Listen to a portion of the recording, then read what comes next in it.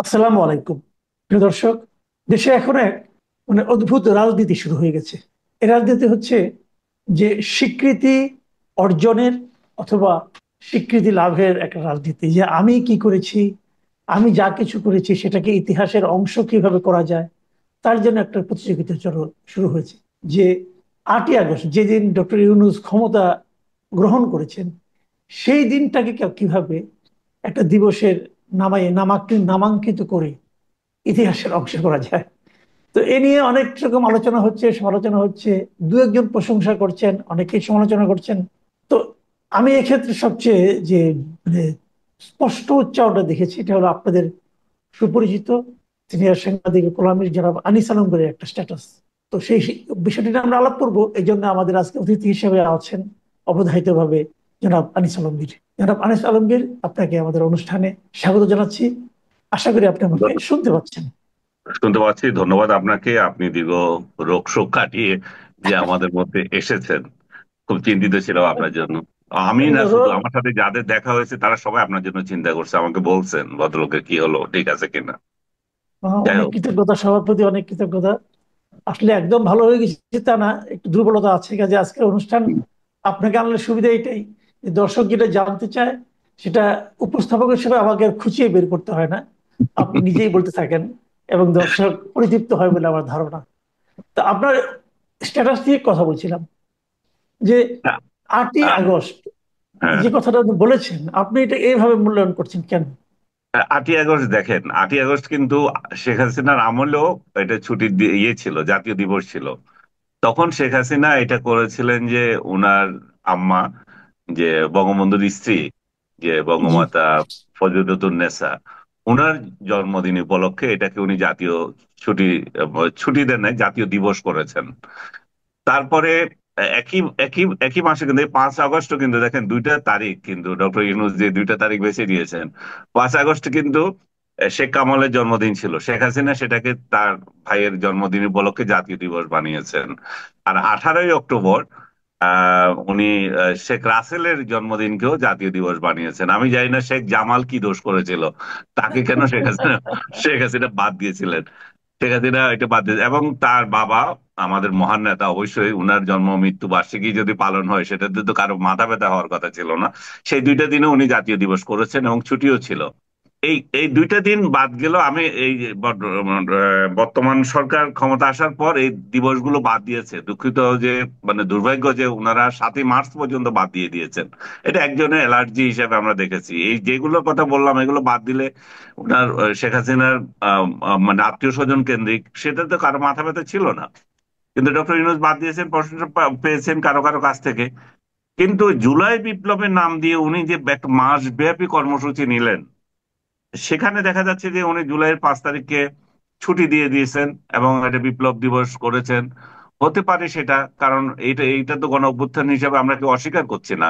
মানুষ নেমে এসেছে যে কারণে হোক, এটার পেছনে যে হোক, যত তত্ত্ব এখন হাজির করা হোক, শেখ হাসিনার বিরুদ্ধে ষড়যন্ত্র হয়েছিল, হেন হয়েছিল, তেন হয়েছিল, যা কিছু হোক হয়েছে। তো যখন হয়েছে একটা দিবস, সেটাকে মানুষ, একটা রিজিম চেঞ্জ হয়েছে সেটা মানুষ স্মরণ করেছে, রাস্তায় নেমে এসেছিল। তো সেটা যদি স্মরণ করা হয়, আমার তো, আপনার তো কারো মাথা ব্যথা হওয়ার কথা না। এটা আমরা 6ই ডিসেম্বর, যদি আপনি খেয়াল করে থাকেন, আসলে 6ই ডিসেম্বর না, এটা ছিল 4 ডিসেম্বর, যখন এরশাদ পদত্যাগ করবে ঘোষণা দিয়েছিল। সেই দিবসটাও যদি কোনো সরকার যদি পালন করে আমরা তো খুশি হব, কারণ আমরা তো তখন রাস্তায় ছিলাম, আমরা সেই আন্দোলন জি। করেছিলাম এরশাদের বিরুদ্ধে। কিন্তু কোনো সরকারই করে নাই, শেখ হাসিনা সরকার বলেন, খালেদা জিয়ার সরকার বলেন, সেই দিনটাকে কিন্তু তারা নিজেদের কর্মসূচি হিসেবে পালন করতো, স্বৈরাচার পতন দিবস। পরে কিন্তু সেটাও আর হয়নি। তা আমার এখন এটাও আশঙ্কা দেখা দিয়েছে, এই এখন যে জুলাইকে নিয়ে ডক্টর ইউনূস যে সমস্ত মানে আবেগী কর্মকাণ্ড করছেন, এগুলো আজ থেকে 10-12 বছর পরে, কয়েক বছর পরে কে মাথার মানুষ মাথায় রাখে কিনা সেটা সন্দেহ হচ্ছে। সবচেয়ে বড় যে বিষয়টা আমার মাথায় লেগেছে বা আমার আপত্তির যে বিষয়টা, তো উনি তার সিংহাসন আরোহণকে একটা স্মরণীয় করতে চাচ্ছেন। ভাই, সেদিন তো কি, সেদিন আপনি জাস্ট একটা ক্ষমতা নিয়েছেন, কিন্তু ঘটনা ঘটেছে 5 তারিখ। আপনি যদি 5 তারিখকে মহিমান্বিত করছেন সেটাতে তো কারো আপত্তি নাই।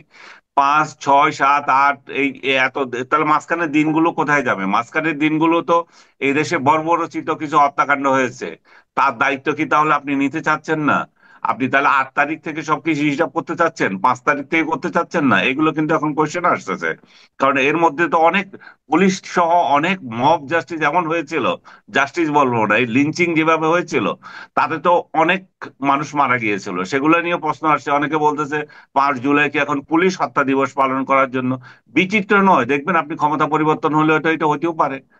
আজকের দিনে আমরা যেভাবে যেটাকে দেখছি আগামী দিন সেটা চেঞ্জ হয়ে যেতে পারে। এখন ডক্টর ইউনূস এই দিনটা তার ইয়েতে রাখাটা, এটা খুবই একটা মানে কি বলবো, একটা অদূরদর্শী একটা সিদ্ধান্ত উনি নিয়েছেন। কোন চামচাদের খুশি করতে উনি নিয়েছেন, না নিজেই নিয়েছেন আমরা জানি না। এবং ওনার যে আহ, নিয়োগকর্তারা, যে সার্জিস, হাসনাত বা আদার্স, তারাও কিন্তু এটা পছন্দ করছে না। এনসিপি দলীয়ভাবে এটা, তার নেতা, আমি দলীয়ভাবে তাদের কোনো বিবৃতি দেখি নাই, নেতাদের আমি দেখেছি। তারপরে এই যে এনসিপি কেন্দ্রিক আরো যে খুচরা বিপ্লবী কতগুলো আছে, অনেকগুলো ওদের শাখা প্রশাখা আছে না, এরাও দেখি যে হুম, এদের হুম, বিরুদ্ধে কথা বলতে বলতেছে না, এটা বিপ্লব ব্যাহত হয়ে গেছে। এবং তাদের অযৌক্তিক কথা না এগুলা। এই দেশটা, এই তারিখটাকে উনি মহিমান্বিত কেন করতে চাচ্ছেন? এটাতে মহিমা দেওয়ার কি হলো? এটা ক্ষমতা গ্রহণ জাস্ট। তারপরে সবচেয়ে বড় যে বিষয় হচ্ছে, জামাতের আমিরও কিন্তু এটা নিয়ে কথা বলেছেন। উনি বলছেন 5 আগস্টকে আমরা নতুন বাংলাদেশ দেখতে বলতে পারি, এটা নয়।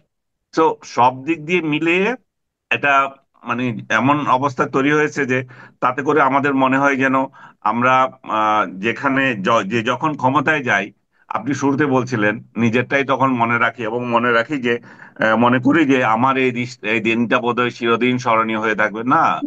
এটা আগামী বছর আসলে এটা দেখবেন যে ফেলে দিচ্ছে যারা ক্ষমতায় আসবে, বা ফেলে দেওয়ার জন্য চাপ আসবে। এবং পরবর্তীতে ওনার এই দিবসগুলো, পুরো জুলাই দিবসগুলো কোথায় চলে যাবে কে জানে।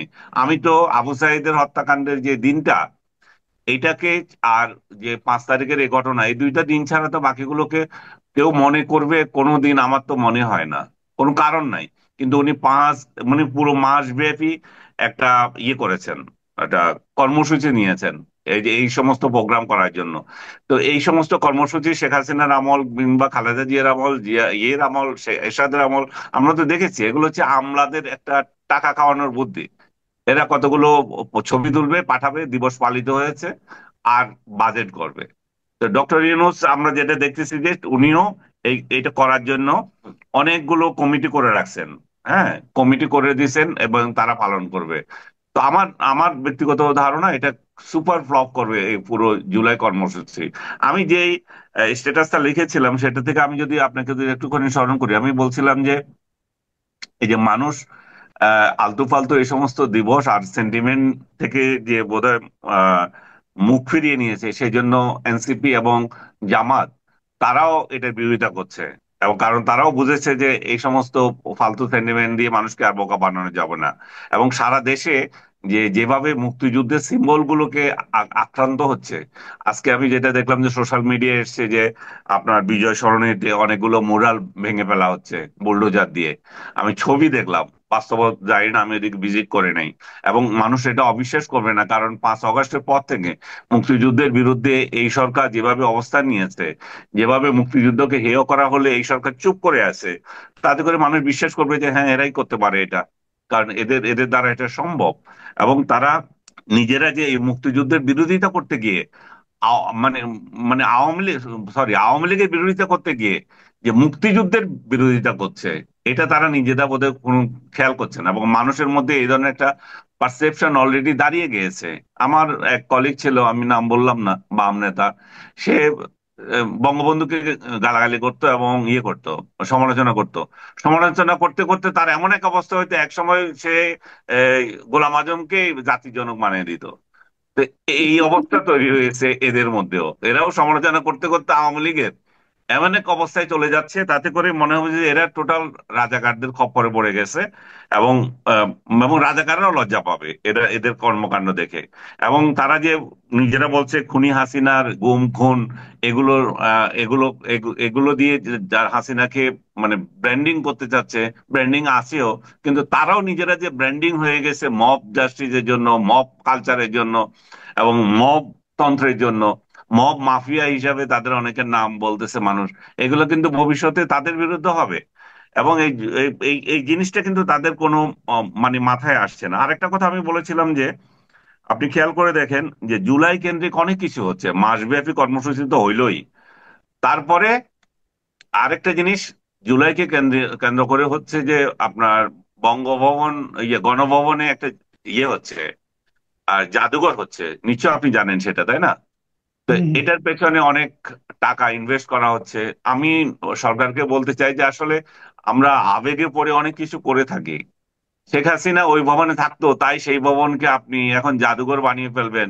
আপনি যে ভবনে থাকতেন সেই ভবনকে ভাঙ্গে অন্যেরও আরেকটা কিছু বানাবে।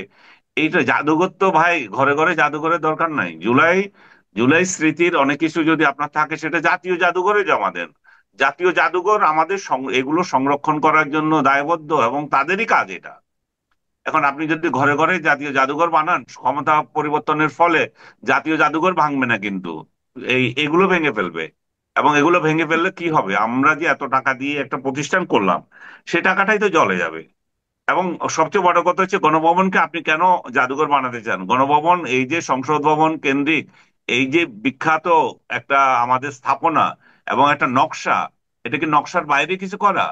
এই নকশার মধ্যে কি জাদুঘর বানিয়েছে? এই নকশার মধ্যে কেন প্রধানমন্ত্রীর বাড়ি বানিয়েছে বা রাষ্ট্রপতির বাড়ি বানিয়েছিল ওই সময় চিন্তা করে? ওই সময় মানে এটা প্রধানমন্ত্রীর বাড়ি হিসেবেই চিন্তা করা হয়েছিল গণভবন। এবং কেন করা হুম। হয়েছিল? তার আশপাশে দেখেন অফিসারদের বাসা করা হয়েছিল, শত শত বাসা, তারপরে শেরেবাংলা নগর, সবকিছু একটা পরিকল্পিত। আপনি এর মধ্যে ঢুকিয়ে দিচ্ছেন একটা জাদুঘর। এগুলো হচ্ছে যে অপরিপক্ক ব্যক্তিরা যখন ক্ষমতায় বসে, যাদের মাথার মধ্যে এই যে 2 দিনের চিন্তা থাকে, তারাই এগুলো করতে পারে। এবং এগুলো করে কিন্তু জাতির মধ্যে বিভক্তি তো আনছেই, এবং জাতির অর্থনৈতিক ক্ষতি করছে। এই বিষয়টাই আমি একটু লাগছি যে আমি আমি বলছি যে আমার কথা হয়তো কারো তিতা লাগবে, কিন্তু বাস্তবতা হচ্ছে যে এটাই সত্য। এবং এগুলোই এগুলোই আমরা আজকে বলছি, হয়তো কালকে প্রমাণিত হয়। আমরা জুলাইয়ের পর পরে যে যে কথাগুলো বলছি, অনেকে যেগুলো বলে নাই, এখন অনেকে বলছে আরে এই তো ঘটতেছে। হ্যাঁ, ঘটতেছে, আমরা তো আগে থেকে বলছিলাম ঘটবে এগুলা। এগুলোই ঘটতে যায়। 6 মাস ধরে আমরা ডক্টর ইউনূসের কোনো আপনি করেছেন, আমি ব্যক্তিগতভাবে ডক্টর ইউনূসের 6 মাস ধরে কোনো সমালোচনাই করি নাই।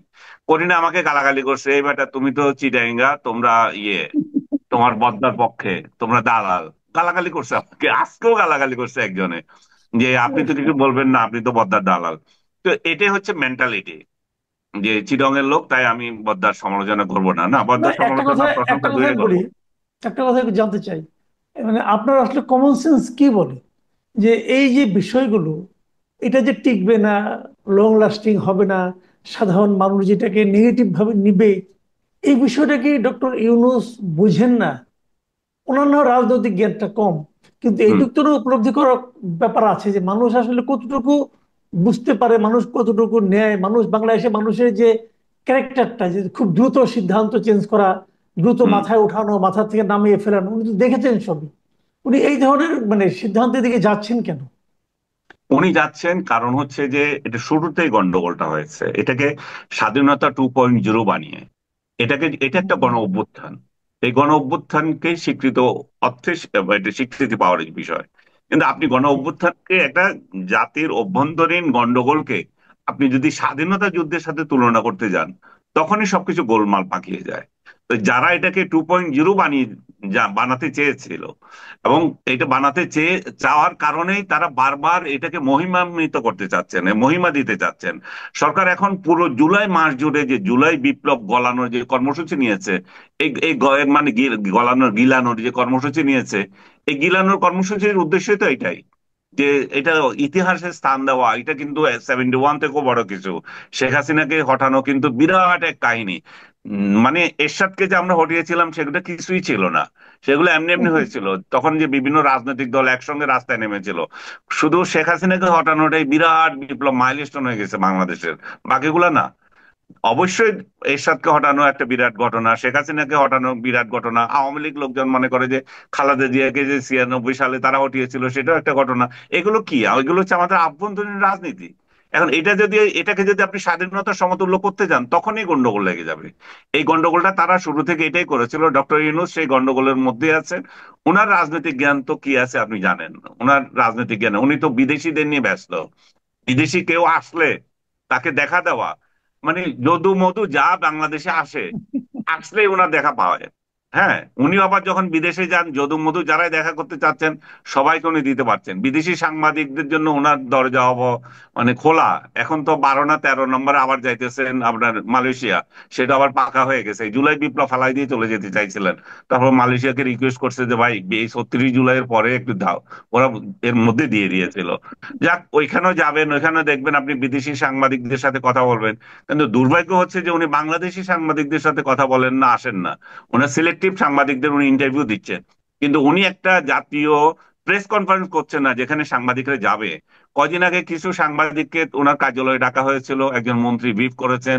আমি ভাবছিলাম বোধহয় ওনার মুখোমুখি হবে, তাতে করে আমি একটা দেখতে পেতাম যে যাদেরকে শেখ হাসিনা দাওয়াত দিয়ে নিয়ে গিয়েছিল, শেখ হাসিনার ওই চামচাদের সঙ্গে আরো 2-4 জন সাংবাদিক তো গিয়েছিল, যেখানে কঠিন কোশ্চেন করে এবং করতে পারে, করেছে। এখন আমরা দেখতাম কত বড় বড় মেরুদণ্ডওয়ালা সাংবাদিক বাকি রয়ে গেছে, যারা ডক্টর ইউনূসকে কঠিন কোশ্চেন করে, যাতে কিন্তু বঞ্চিত হয়েছে, বঞ্চিত হচ্ছে গত 11 মাস ধরে। যে জাতির এত কঠিন কঠিন প্রশ্ন করা সাংবাদিকরা, মেরুদণ্ডওয়ালা সাংবাদিকরা কিন্তু দেখতে পাচ্ছে না। দালালরা তো সব পালিয়েছে, আর মেরুদণ্ডওয়ালা সাংবাদিক যারা এখন বিভিন্ন জায়গায় আছে, তাদের মেরুদণ্ড কত শক্ত এটা কিন্তু বাংলাদেশের মানুষ এখনো দেখতে পাচ্ছে না। কারণ লাইভ কোনো অনুষ্ঠান হচ্ছে না। এই শেখ হাসিনা যে তামাশা করতেন সেটা সারা বাংলাদেশ দেখতো, এখানে কোনো তামাশা হচ্ছে না, এই তামাশা বন্ধ। এবং উনি সাংবাদিকদের মুখোমুখি হচ্ছেন না। আপনার কি ইচ্ছা হয় না যে উনি একটা সংবাদ সম্মেলন করুক, আপনাকে অবশ্যই, আমাকে অবশ্যই। এবং আরো হুম, কয়েকজন সাংবাদিককে দাওয়াত দিক, আমরা যাই সেখানে প্রশ্ন করি? হুম, হুম, হুম। আচ্ছা, একটা কথা আপনি আমাকে বলেন, যারা ওনার নিয়োগকর্তা হিসেবে উনি নিজেই স্বীকার করেছিলেন, এই ছাত্ররা, হুম। এদের মধ্যে একজন এই সার্জিস আলম, উনি হুম। নিজে একটা স্ট্যাটাস দিয়ে বলেছেন যে 8ই আগস্ট দ্বিতীয় স্বাধীনতা শুরু হয়নি, হুম। দ্বিতীয় স্বাধীনতা নষ্টের, হুম। ছাড় দেওয়ার এবং বিপ্লব বেহাতের কর্মযজ্ঞ শুরু হয়েছে। হুম। তো এখন ওনার নিয়োগকর্তারাই তো বলতেছেন যে ওই দিন যে ওনাকে নিয়োগ দেওয়া হয়েছিল, হুম। সেদিন যে উদ্দেশ্যে দেওয়া হয়েছিল সেটা তো উনি পালন করতে পারেন না, বরঞ্চ 5ই আগস্ট যে বিপ্লবটা, জুলাই বিপ্লবটা, সেটা নষ্ট শুরু হয়েছে ওই দিন থেকে। ওইটাই ওইটাই আমি লিখলাম তো, যে আমি মনে হ্যাঁ, করছিলাম যে ভয় পাচ্ছি যে স্বৈরাচারের দোসর তুমি এই কথা বলতেছো, ওমা দেখি সবাই একসাথে লাগছে পরে। আমার পরেই সবাই বলতেছে এই ডেটটা কেন হইলো। তো তাতে আমি বাইচা গেলাম যে স্বৈরাচারের দোসর বললো না, ওরাও নিজেরা এখন দোসর হইলো, ডক্টর ইউনূস কেন এই দেশ এই ডেটটা পালন করছে। এবং দেখেন সাজিদ আলম যে কথাটা বলছে এটা তো খুবই আপত্তিকর, যে হুম, 8 তারিখ থেকে বিপ্লব ব্যাহত হচ্ছে। তার মানে কি রাইট। ডক্টর ইউনূসকে আমরা সবাই সমর্থন করে এই সরকারে বসিয়েছি। ডক্টর হুম, ইউনূস তো উড়ে এসে জুড়ে বসেন নাই, তাই না? উনি হুম, হুম, হুম, সর্বসম্মতিক্রমে বসছেন, বাংলাদেশ সেনাবাহিনী, বাংলাদেশের প্রত্যেকটা পলিটিক্যাল পার্টি একসঙ্গে বসে 8 তারিখ থেকে ওনার যাত্রা শুরু হয়েছে। এখন আপনি বলতেছেন বিপ্লব ব্যাহত হয়েছে, ব্যাহত কি হয়েছে? তার মানে আপনি কি করার কথা ছিল 8 তারিখে বা 5 তারিখের পর? আপনাদের কি করার কথা ছিল? সেটা করলেন না কেন? সেটা বলতেন। আরো 5-এর পরে তো আরো 3 দিন, 4 দিন সময় গেল। এর মধ্যে যার যার বাড়ি ভাঙা, যারে যারে হত্যা করার, পুলিশ মারার সবকিছু তো করলেন। এই কাজটা করতে পারলেন না কেন? এবং এটার জন্য এবং এই এই সার্জিস আলমরাই তো ডক্টর ইউনূসকে চয়েস করেছেন। বাংলাদেশ সেনাবাহিনী তো বলা হচ্ছে যে না, ওরা নিজেরাই তো বললো, সেনাবাহিনী বলছে যে না, উনি যেহেতু বিতর্কিত, আমরা দ্বিতীয় দ্বিতীয় আরেকজন ব্যক্তিকে দিই। সেনাবাহিনীর কথা উপেক্ষা করে তারাই পছন্দ করেছে, রাজনৈতিক দলগুলো সেটা সমর্থন করতে তখন বাধ্য হয়েছে। তো তাহলে এরা যখন আজকে ডক্টর ইউনূসের বিরুদ্ধে কথা বলে, তাহলে এগুলো তো হিপোক্রেসি। এই সার্জিস আলমরা একসময় বঙ্গবন্ধুর নামে স্লোগান দিয়েছে, বঙ্গবন্ধুর গুণগান গাইছে, শেখ হাসিনার গুণগান গাইছে, তারপরে এখন আবার ডক্টর ইউনূসের গুণগান গাইছে। এখন ইউনূসের বিদায় বেলায় আবার সুর বদল করতেছে। এগুলো তো ঠিক না। জি, ঠিক আছে। অনেক ধন্যবাদ, অনেক ধন্যবাদ জনাব আনিস আলমগীর। আমরা একটা বিষয় নিয়ে কথা বললাম আজকে, কিন্তু এই বিষয়টা নিয়ে আলোচনা হওয়া খুব জরুরি ছিল। আমাদের আসলে বোঝা দরকার ছিল দেশ আসলে কোন দিকে যাচ্ছে। প্রিয় দর্শক, আপনারাও শুনলেন আনিস আলমগীর বিশ্লেষণ। আবার কথা হবে। আল্লাহ হাফেজ।